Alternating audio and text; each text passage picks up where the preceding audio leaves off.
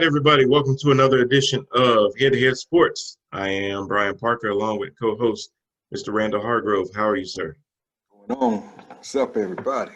Yes. So, another week of football is in the books after a Tuesday night game, no doubt. So, week number 5 is now behind us, and we're looking forward to week 6. But before we get to week 6, what were your takes from week 5? Week 5 takes. Man, we got some teams that may be for real. Like for real. Like the Cleveland Browns, like teams that historically have sucked. Right. Might be for real. What are the Browns like 4-1? We're gonna find out what they're really about when they play my Steelers this coming weekend. Yeah, that's gonna be a nice AFC battle there for sure. Oh yeah. Yeah, I've seen some things too about teams being for real. Not to mention, I gotta say this: my 3-2 Carolina Panthers. I know they might be for real, man. Who are in a 3-way tie for first place in the NFC South. I feel bad because I prematurely crowned the Buccaneers. Did I? He basically said that Atlanta would be the 3rd best team and that New Orleans would be a distant second from Atlanta, and then Carolina would just be scraping the bottom. And Teddy, I'm sorry, I was wrong. We love you. $20 million now seems like a steal. Keep earning your paycheck, son. You're doing a great job. Yep.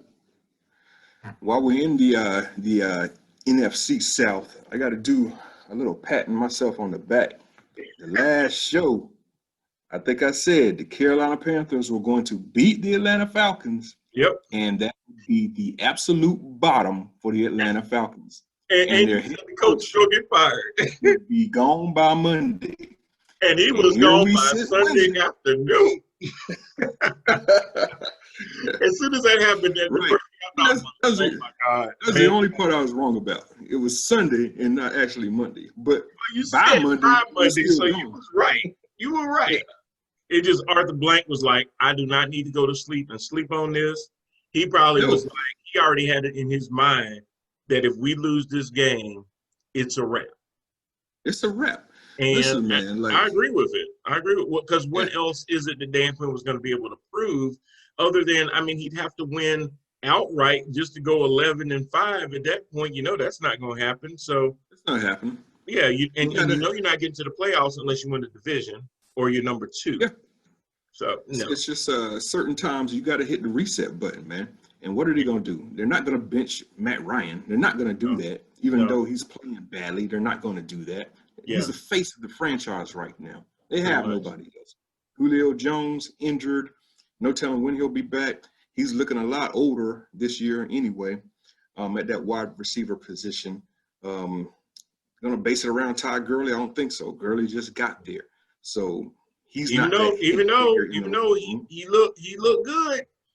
He did look good, but he's not that head figure in the locker room. He's not the captain that you could sit down on the bench and send a message.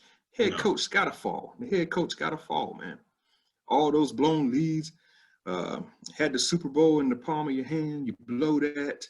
Now you're off to an 0-5 start, and you lose to your rival, who's supposed to be in the bottom of the division this year, and we're not.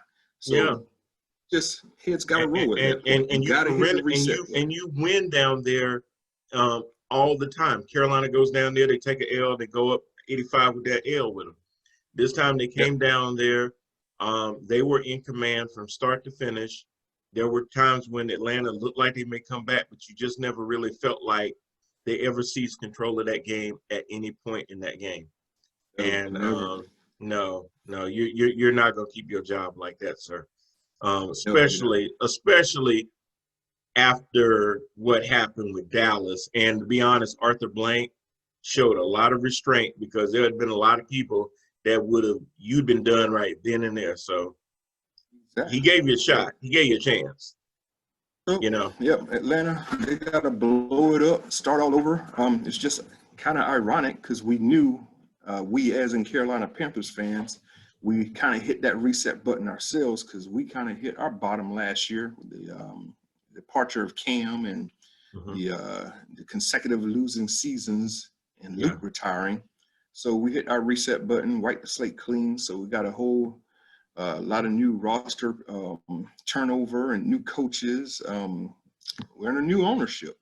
And that's what the Atlanta Falcons are going to have to do as well. Hit that reset button, blow this whole thing up, get underneath some of this cap money that they got out there and start the whole thing over again. And, you know, still speaking on the Panthers, for the second straight week, what it really impressed me with them, being without Christian McCaffrey, was, again, their ability to spread the ball around. I mean, Mike Davis ran very angry. I mean, Mike Davis act like you did something to his family. I mean, he ran with a purpose. Oh, my God. And Curtis Samuel, they lined him up in ways that I've been waiting for because I'm like, yo, this dude is explosive. You can line him up as a back.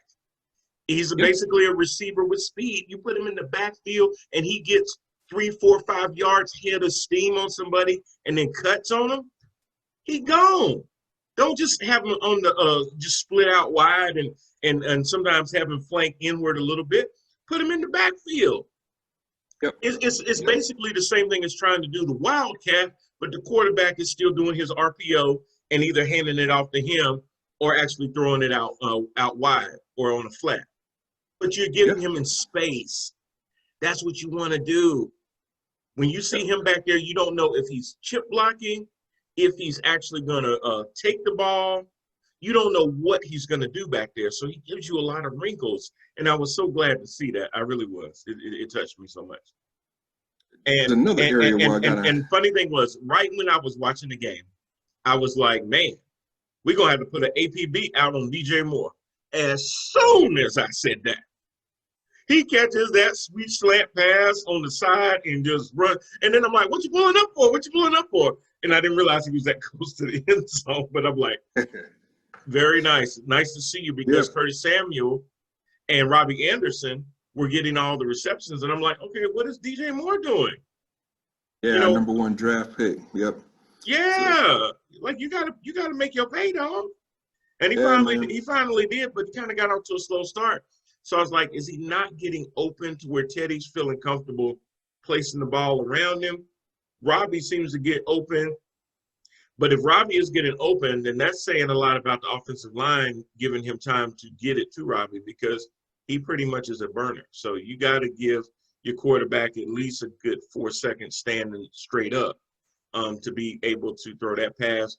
Or Teddy's got to do what I saw him do a couple of times, which is move up in the pocket, you know, and stuff like that and extend the play or give your receivers enough time to catch the ball. So I was thoroughly impressed with the Panthers. They did have a couple of little mental lapses with the defense and stuff like that. Hopefully that'll get better and better and better.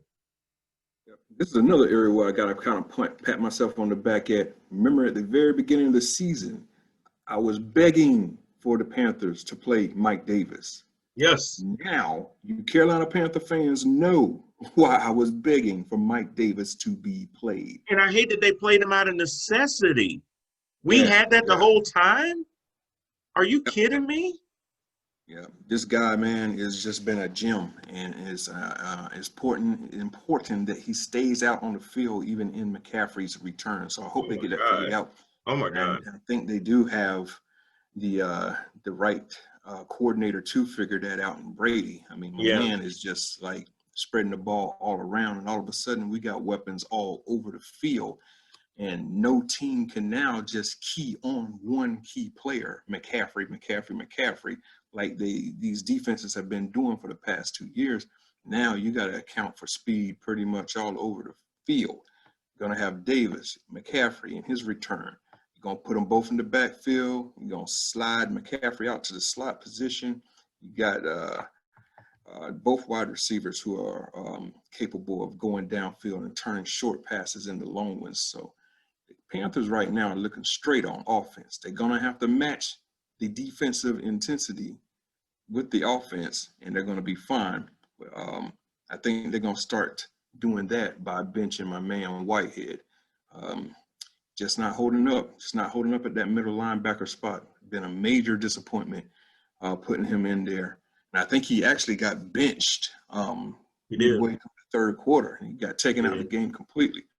Yeah. So who knows who the Panthers are going to have in there this coming week, but we'll see. Whitehead, though, not the answer. Not the answer. No, not at all. You can't be the Mike and you're not getting to the ball like that. I mean, the Mike has to have an instinctive nose for the ball. You got to be able to snuff out plays and stuff like that. Once you determine that they're not throwing and you see that it's a run, you got to be able to step up, cover some of those gaps, seal the edges, whatever you got to do, get a good angle on the back so that they get minimum yards. They're running a lot of east to west and not a lot of north to south. That you got to be able to do that. And from the Mike standpoint, you've got to be able to look at the offense and be able to call it out. You're basically the quarterback of the defense. You're letting them know, hey, you got to get in position. Y'all need to pull up. Okay, we're going to play a cover two. Okay, we're going to give you extra help on that side because we know they're running that hot route. You got to be able to see a lot of that stuff. So he's not calling out the plays. He's he's not getting to the ball when it comes to stopping the run. He's getting beaten past coverage. So what are you doing? You're just out there. Pretty much. Panthers are going to need something more than that on defense in order to get to the next level and continue this nice surprise that they got going on. So I'm curious how you feel about this coming Sunday. They don't get Trubisky. But they do but they are getting Nick Foles. But I'm not, if you would have asked me from week one what's going to happen when Chicago comes to town, I would have said, oh, they're going to beat the hell out of them. It's easy. Yeah, blowout. It's a blowout. It's a wrap. Right. Yeah. I don't know. I'm trying not to be a homer, but I'm going by what my eyes have shown me. That they can be in this game, if not win it. Is there a receiver on the Bears offense that scares you? No. Is there a running back in the Bears attack that really scares you? No. That's what's surprising me. Yeah. I'm like, wait a minute. Why am I not afraid of this team? That's what's so funny about the NFL. It's like we look at this thing on paper preseason and we give people, crowning achievements and titles and championship belts before the season starts. But it's a different ball game when they get on the field and start playing. And we're seeing that big time this year. You know where else I saw that was in the Arizona game. I mean, not the Arizona game. I'm sorry, the Kansas City game. I don't know what happened to them this week. They took their first L of the season against who is it that they played? I just forgot who they played. The Vegas Raiders. You got to get used to saying that. Okay, I don't know how I forgot that. Took 40 points from Las Vegas. It wasn't even really that close. It took Mahomes really doing some last-minute magic and a lot of fourth and two to get them in that position. It shouldn't even been that close if the Raiders had gotten them off the field on a couple of those fourth down plays. But Mahomes did some he did some Houdini stuff, man. He still pulled some stuff out, but he wasn't as sharp as we're used to seeing him. But his team just wasn't either. I mean, they just didn't bring it. Just a really flat performance from Kansas City this particular week. I think they'll do a lot of bouncing back this coming week, but they had a total of 30. That was a tough loss against the division foe. Yeah, they had a total of 32 points, but they had 24 of those by halftime. Yep. So in the last two quarters, they only scored 8 points. So that ain't saying a lot. It was tied up at halftime, 24 apiece actually, and Vegas scored 16 and they only scored 8. So I ain't gonna get it. That's really surprising from them. So I was a little shocked. I guess at some point though, you're gonna trip up and lose a game. It was a home game. I was just a little surprised by that. I wasn't surprised that the Ravens beat the Bengals. I was a little surprised that they beat them 27-3. Just a little surprised to see them do that. The Texans got their first win, thankfully, over Mr. Uncle Rico. Your Steelers tried to make Carson Wentz look good at the end, but don't know what happened with that one. Claypool was just I don't know what got into it. Hello, rookie. Absolute beast. Look, the Steelers just have this thing about finding wide receivers and about finding linebackers. They find them on the rocks and turn them into stars, man. So once again, Claypool is making the entire league look like crazy because this guy is unstoppable. So what's going on though with Juju and James Washington? Washington, I believe, will be in his final year with the Steelers. Kind of a disappointment. Wasn't really that high of a draft pick, but I think he got drafted based on his relationship with Mason Rudolph. They both were a tremendous combo at Oklahoma State. And they kind of were last year when Rudolph, when he was doing his thing. Washington, I'm like, oh man, there goes another receiver for them Steelers. And Ben comes back, and there's no chemistry. It's just flashes here, flashes there for Washington. And that's not going to cut it in this league. You got to have some consistency. And I just don't see how he cracks the top three as far as their wide receivers, because they're loaded at that position. Yeah. My man Johnson, who's in concussion protocol right now, I do believe. But you got Juju, who's going to be the number one. But right on his heels now is Claypool, who's catching up ground quick. So the Steelers are about to have a 1A, 1B type situation at wide receiver, which is helping out Roethlisberger tremendously. And it's going to also help out. It's going to help out Connor running that ball, because how do you load 8 in the box when you put Juju on one side and Claypool on the other side? Exactly right. Yeah. Come You're seeing those results. Yeah, that's what's happening. In Roethlisberger right now, 10 TD passes, 1 interception, man. Beautiful. So just hope that continues. Yep. Beautiful thing. Another pleasant surprise, for me, because me being a Steelers fan. So, big time. I mean, and I get it. It's the Battle of Pennsylvania, but I'm gonna be honest. The Eagles showed some glimpses when they give Carson time to throw the ball. He ain't that bad at it. That's another team that just missing mad weapons. I mean, who they really got at the wide receiver position? Some no names, guys off the streets, kind of like Chicago. Just no big one standout star in that position, and it's causing some struggles for Wentz. That offensive line is also getting them killed. So they got a lot to sort out in Philadelphia. Philly's lucky though that they're in the terrible NFC East, because there's still a chance. Speaking of the NFC East, I waited. I talked about 5 other teams before I brought up them Cowboys.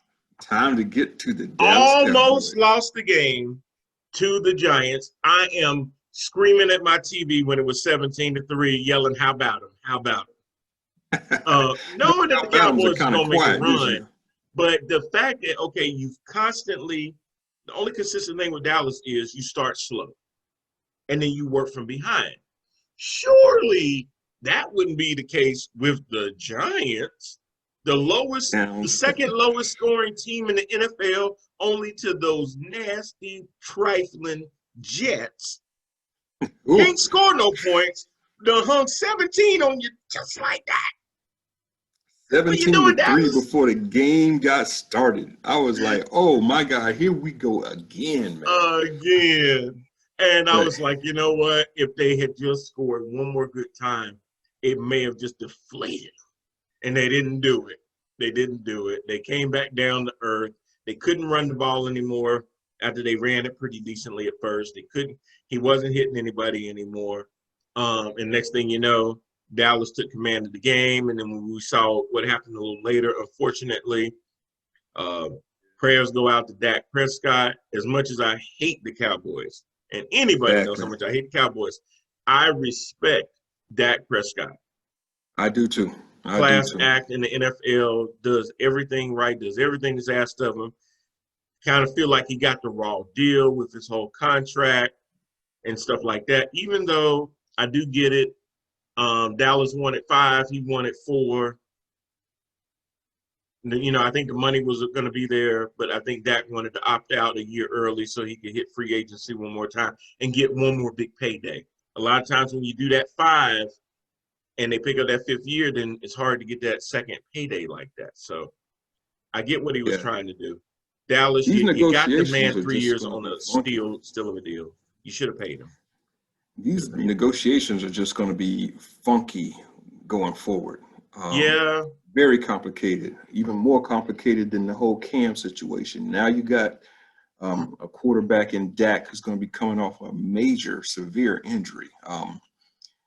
Compound fracture, compound double fracture, means he broke both bones and dislocated the ankle. How does he come back from that? Does he come back from that? Does he look the same? Right. So you're adding that into a contract situation of, do you pay this guy going forward?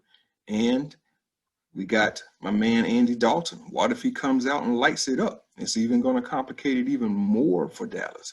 So Cowboy fans, you know, put on your seatbelts. This is going to be a crazy ride this next coming year. You know, the only thing that'll make the Andy Dalton thing a non-point is if he stinks it up, if they don't make the playoffs.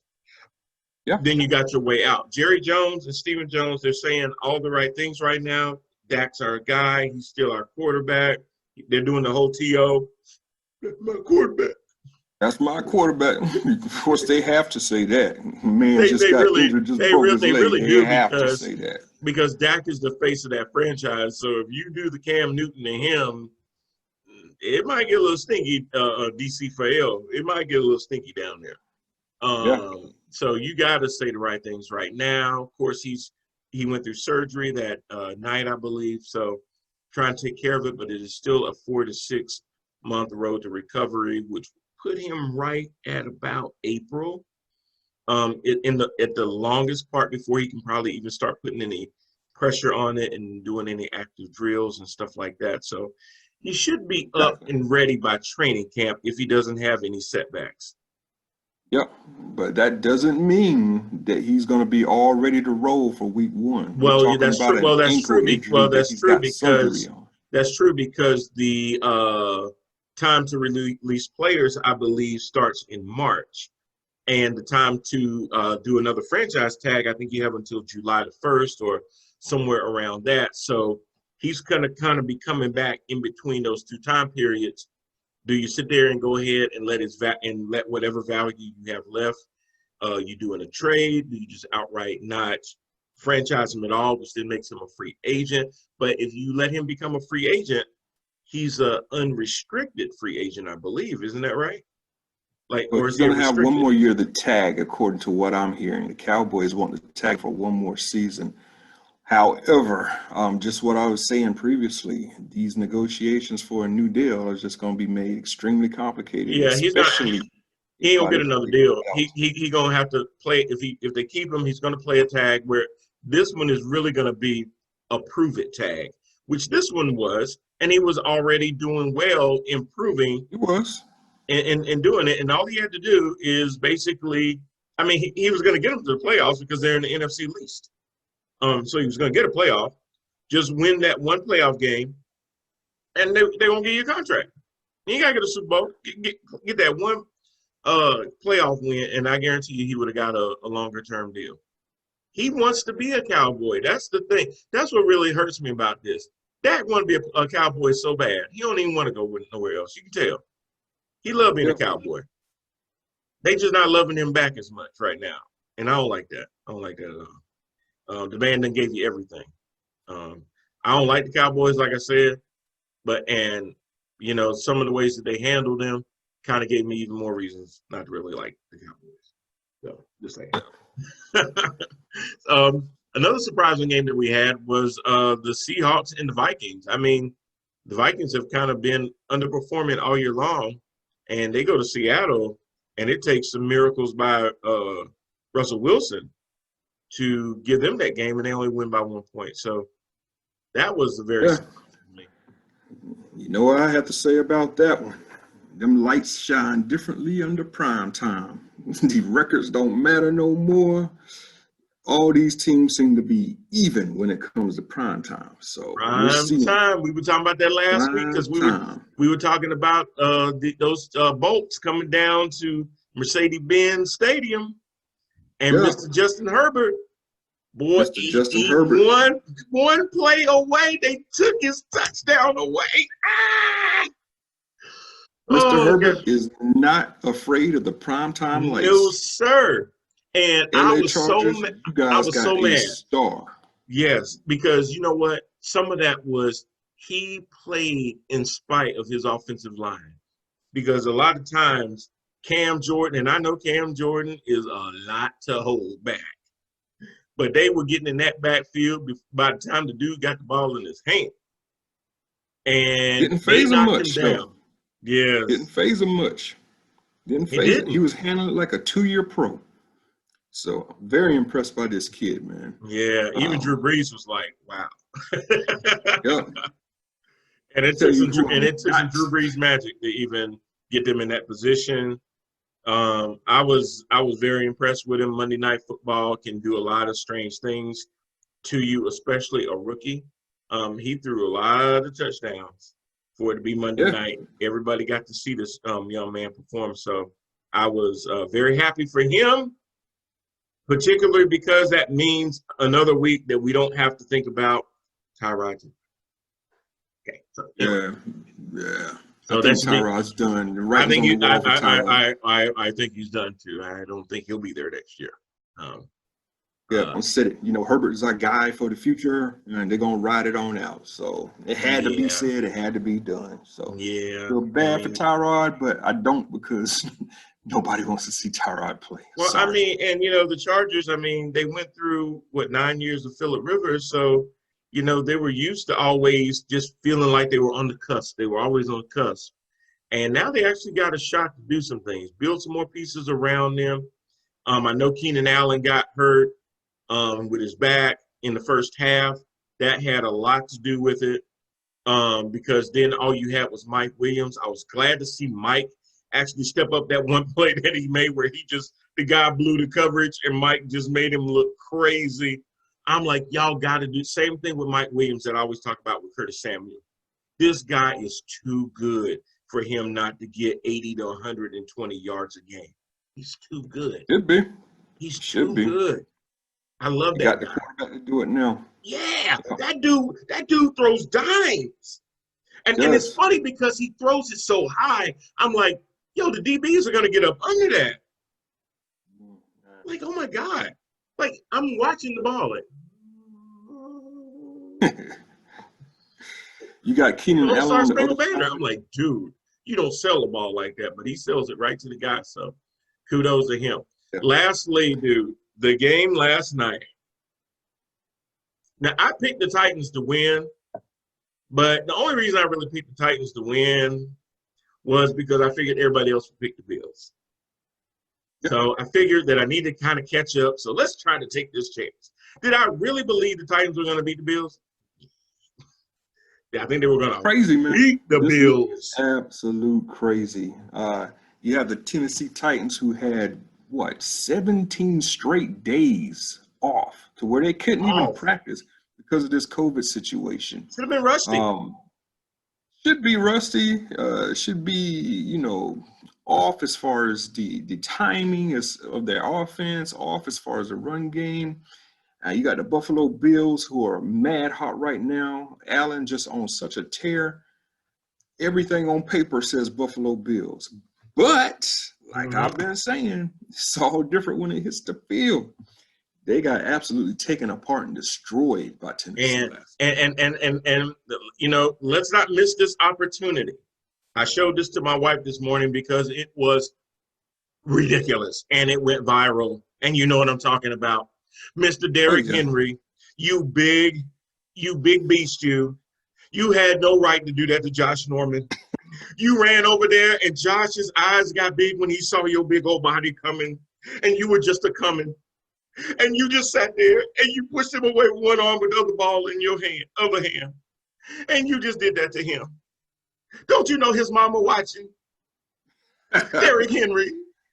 His mama watching. You don't do that to a grown man. Did somebody get the tag number to that car that Henry was driving? That's all I want to know. Because I need to call in a crime. Oh my God. I mean, there's a stiff arm, and then that's a stiff arm. I mean, my God, he threw him away like he was yesterday's trash. I saw, and it was funny because Jano was literally in the air. He didn't just push him down. He pushed him in a way where his feet. He pushed that man so hard he went back to the past, man. He knocked that man down. By the time he got up, he had on a Carolina Panthers uniform. He woke up as a rookie.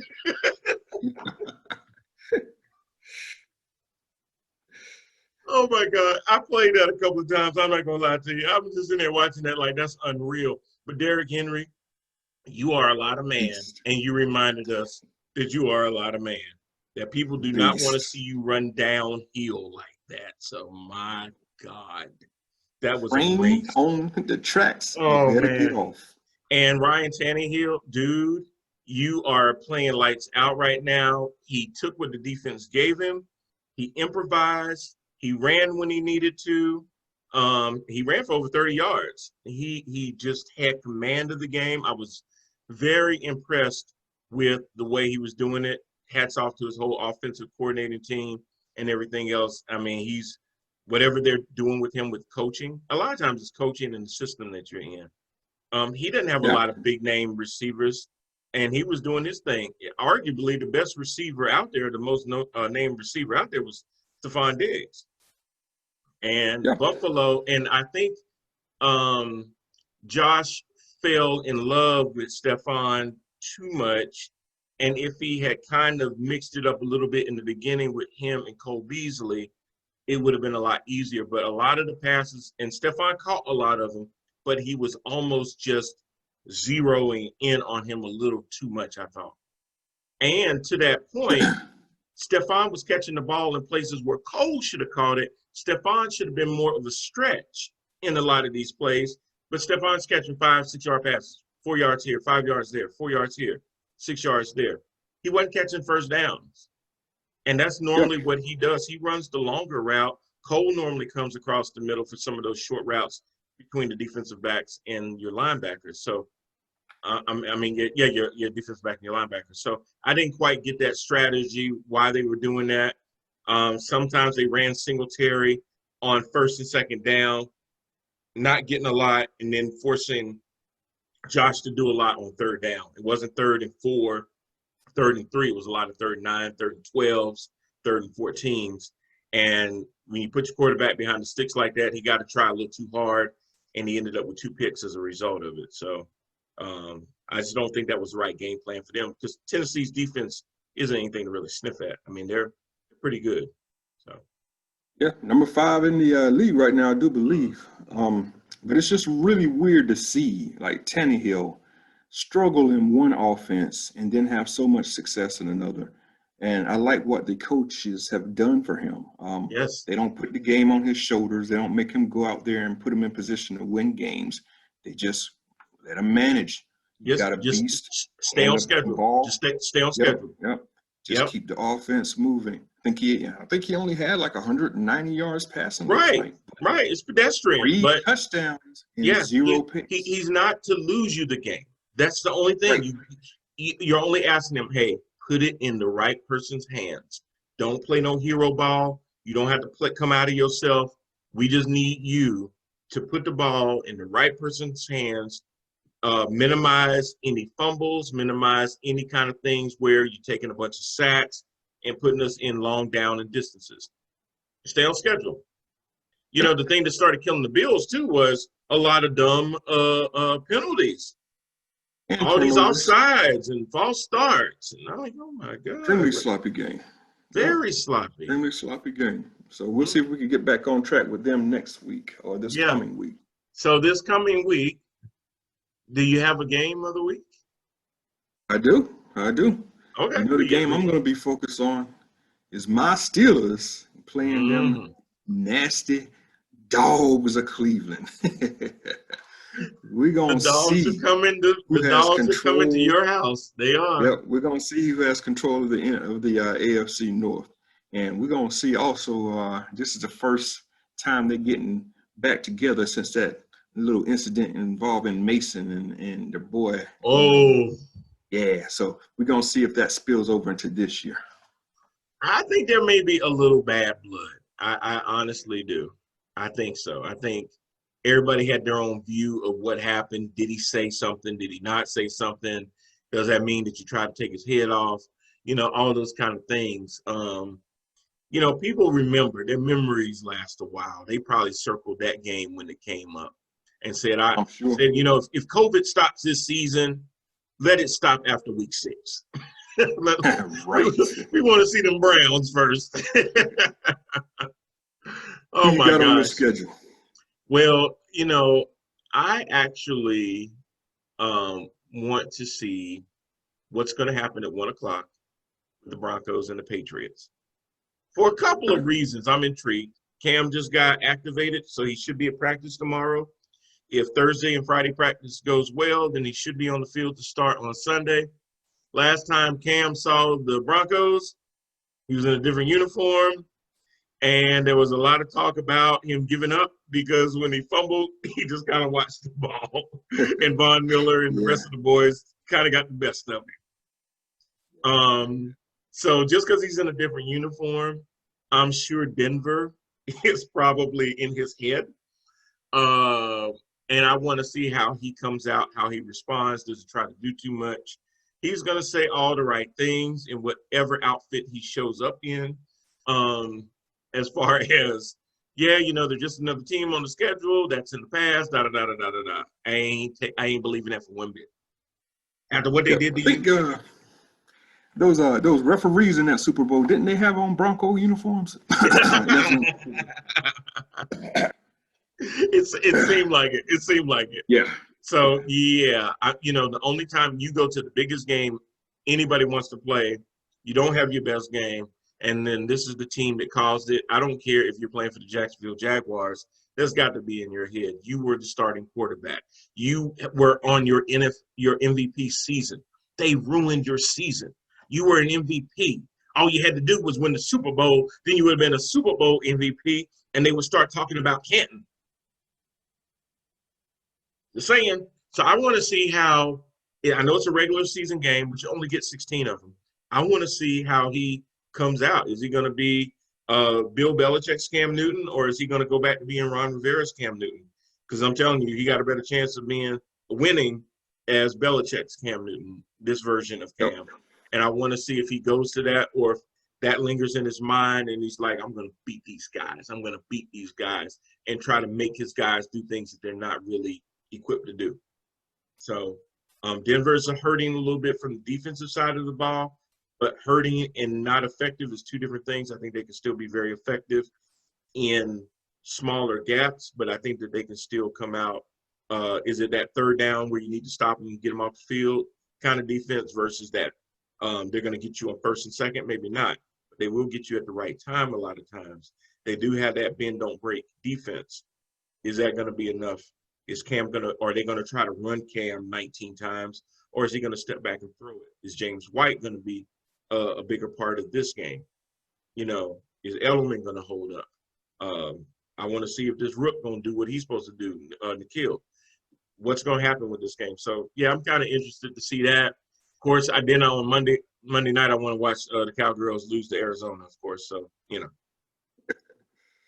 know, if my Tar Heels win, if my Panthers win and the Cowboys lose, I'm good. That actually almost happened if the Cowboys had lost because my Carolina Tar Heels, who are scoring like 89 points a game, you know, are winning. So glad to see that as well. But I think that's all we got for this week. It's going to be a great week, fantasy owners. Sorry, they keep postponing these games, moving around. You having to use people on your bench you didn't think you was going to have to use until the bye week, and now your points look like crap. I feel you. I feel you too. Trust me, gosh. I do. That's crazy when you having to sit there and pick your third string because your first string is on COVID watching all this. So I feel you. Nothing's going to be normal this year, y'all. So just hang tough. I know the Panthers right now are having to do a little bit of protocol right now because one of the Atlanta Falcons tested positive, so they're just making sure that everybody's good there. So we have a game on Sunday. So they're doing everything that they can, and yeah, it's just gonna be one of those seasons. Just buckle up and hold on. All right, y'all. Well, thanks so much. We're gonna get out of here. Y'all take it easy, and we will see you again next week. Thanks, Rand. Appreciate you, buddy.